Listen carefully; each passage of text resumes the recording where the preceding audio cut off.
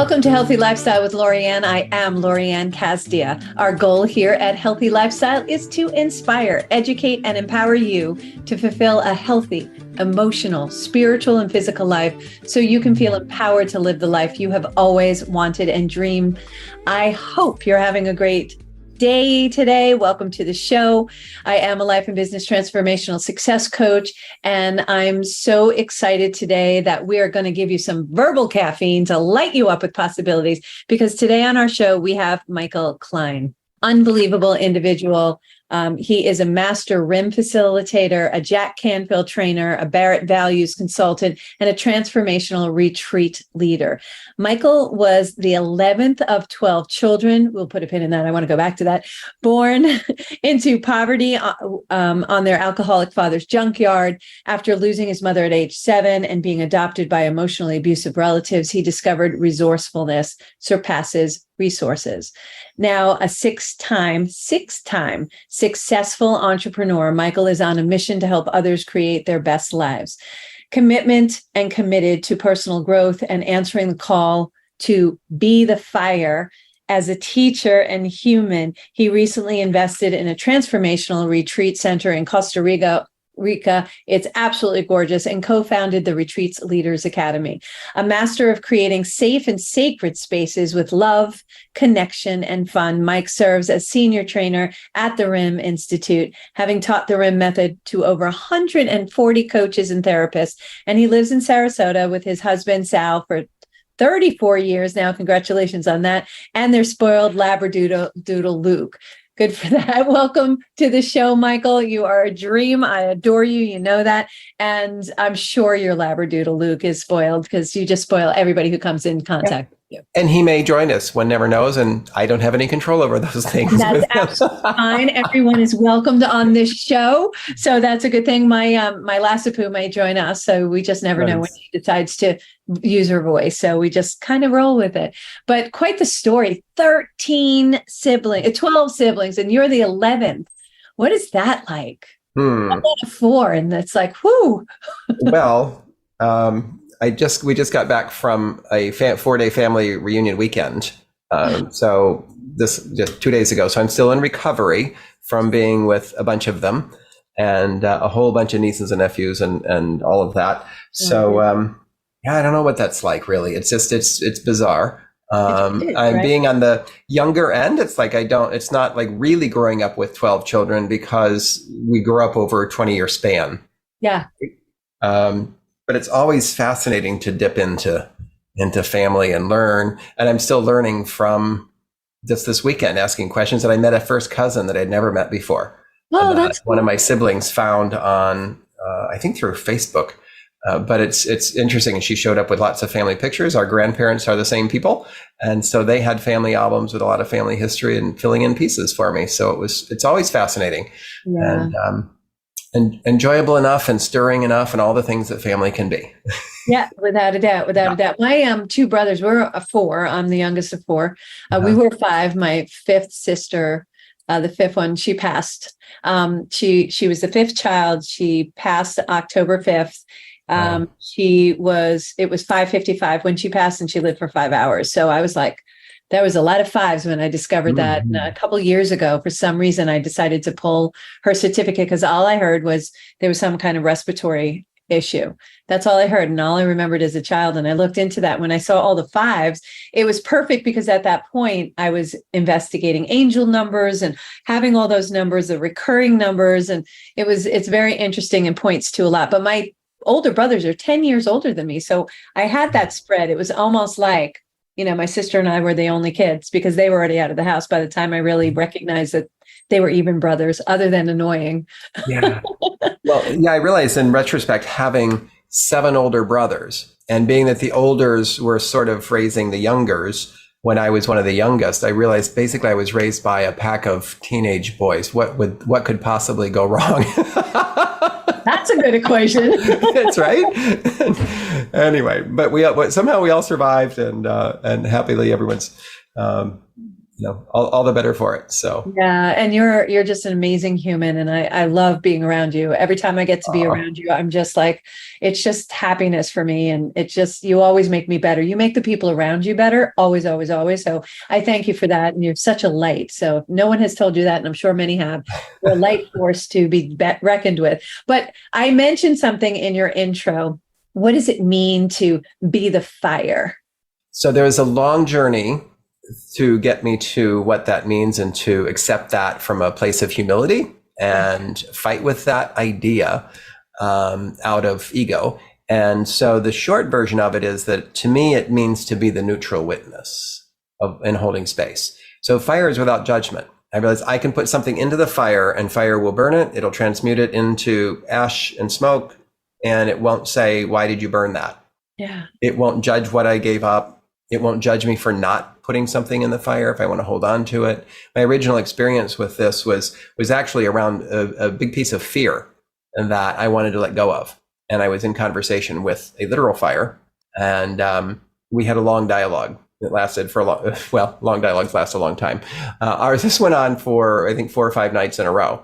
Wow. Where I was debating with it, arguing with it. And I realized how neutral fire is, and how powerful it is, and how simple it is. And it still needs to be fed. It still dies out. Not all fire, just that fire. And so it's sort of like the easier metaphor might be like being a drop of water. If we take a drop out of the ocean, it's still, here's ocean. We can put it in our hand and see it. This is ocean. Yeah. And it's one with the ocean. We put it back in the ocean. It's not a separate drop that compares itself to all the other drops and answers to some great hierarchical, patriarch somewhere in the deep of the ocean that has more power than everyone else. There's none of that. It's just ocean. And it's the same with fire. So I get to be fire, and I can develop that. I don't have to compare myself to the sun or a smoldering cigarette butt. We get to be fire. And my role in my work, I would say, is to be neutral, the neutral witness. And you can bring me your suffering, and I'm here to help you transmute it. And I don't have any judgment around it, and I don't have to. You can keep it. You can give it up. It's up to you. And sometimes I'm the center, and people gather around in places like here in our retreat center, where that's the attraction. And sometimes it's my job to be quiet and sit in the corner and just be a source of warmth and safety. So that I aspire to be all of that on a good day. Well, that's a beautiful explanation. And when you were saying that, I was thinking to myself, it's so true. A fire is still powerful and hot, even if it's an ember. So it's just different states of fire, and it is non-judgmental. You just have to let it go. And that's when I think we're genuinely ourselves, and all our success codes are inside anyway, when we're diving deep and we're not worrying about what anybody else thinks, because it's none of our business anyway. But if we're really going to be who we're meant to be, we got to dive into our own fire, right? Our own ember, and light that up. So that's beautiful. So I know one thing you're so good at, and you're so good at so many things, but creating that safe and sacred space. But how does that differ from what we're used to in like training environments and at events and stuff like that? I know creating space, because I do it myself at my retreats, and in my classes, is creating that space is important to allow people to feel comfortable and safe to come out and be who they are, raw. So how does that differ? Well, I know you know this, and I know we got to meet when I was teaching this, right? When it was a workshop that you. And you're so much fun in your workshops. Okay, I never laugh so much. You're fun, but it's so deep, so all at the same time, and you remember everything because it is so much fun, and you have fun doing it, don't you? Yeah, I do. I think maybe that's part of it. That if we can laugh while creating safe and sacred spaces, that makes it more comfortable. That's a piece of the equation, or at least a piece of my equation, is to be to laugh at myself, to laugh at the situations, and to know that we're okay here. So often when we say safe and sacred, people think that means really serious. Right. And well, what if we were safe enough to have fun and laugh there?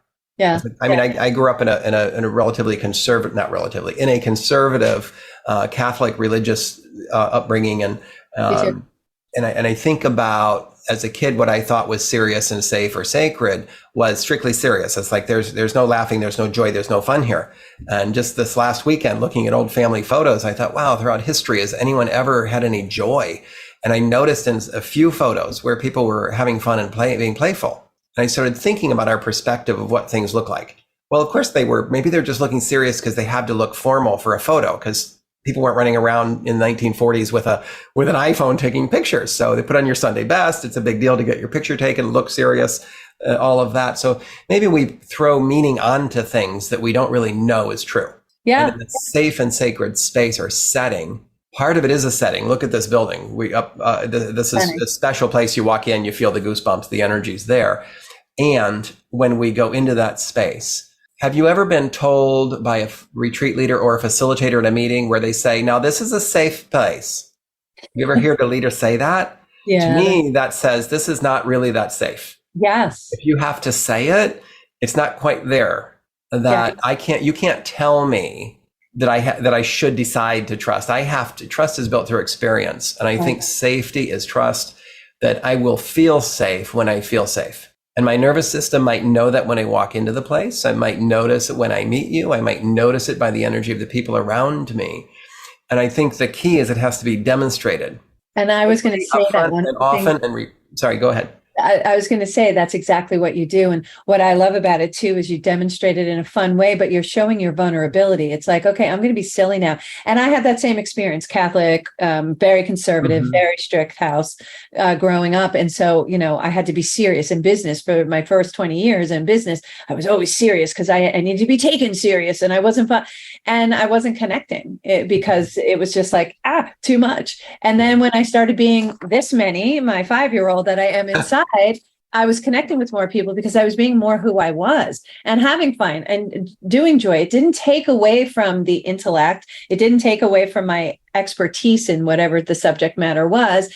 It actually created a space that allowed people to comfortably come towards me, as opposed to go, yikes, repelling. So I love that about you, because I know in all the exercises we went through together, you did these fun things and you put yourself, and I was observing this because I kind of multitask when I'm in classes like that, which we're supposed to do, right? I'm observing how you're doing it, and I'm wondering why you're doing it, trying to figure that out and experiencing it at the same time. And I did notice your vulnerability, but sheer joy while you were doing it. And it was like, it's okay. I'm okay with this because I'm okay with myself and I'm comfortable in myself. And so I'm going to be silly right now. The paper plate exercise cracks me up. I was like, I am not a draw. You put a paper plate on top of your head and you try to draw the person that you're looking at. I mean, that's hysterical. And I still have my paper plate of my squiggles that is supposed to represent who I am. And I'm like, I'm squiggles. That's good. I'm good with that. I love it. Yeah, we have to. We learn when we're laughing, we're learning. Yeah. And we're only laughing if we're feeling safe. So let's just experience that and allow it. And it's not for everyone. So we have to tiptoe into that, right? We tiptoe into that. We can't tell people to have fun. We can't tell someone to relax. I mean, you can. It's just not going to do any good. It might even repel. And so, I think the safe and sacred is an experience. I think that, asking everyone to share, to have their voice in the circle sounds lovely and terrifying to many people. Yes. Like they'll run for the hills. I have no interest in sharing in the circle. So how do we build that gently and easily? How do we really claim our space at the circle? Yes. And so that it's in a way that we get to declare it, and there's nothing expected or required of us, or nothing that could be judged, and everyone gets to move at their own pace. Right. And it's like my least favorite thing as a participant is to do icebreakers. Oh, me too. I roll my eyes. My stomach turns. It's like I have no interest in doing this. I don't mind inflicting it on others, but I know I'm very good at that. And I think I'm good at that because I dislike it so much when it's being done to me. And it's usually done, one of the things that I think are done poorly. And it's probably the most important thing to do well. So I love teaching that. Yeah, I'm sorry to interrupt. When you're doing that, you're so right. When I'm at events and they go, okay, now we're going to do an icebreaker. First they announce it and my stomach goes, and I don't want to play. I just don't want to play. I'm like, okay, this is a good time for me to go to the ladies' room because I don't want to do this, know? And so I try to find excuses, right? Justifiable excuses. Well, I have to go to the ladies' room, right? But the reality is when you do the icebreakers, it's really an exercise that helps people relax, and you don't announce it as such. You just go like, let's have fun, let's just, jump into this. But you start with yourself. You use yourself as an example. One of the things I noticed about what you do, especially with RIM, and I had a session with you, which was just magical, just amazing.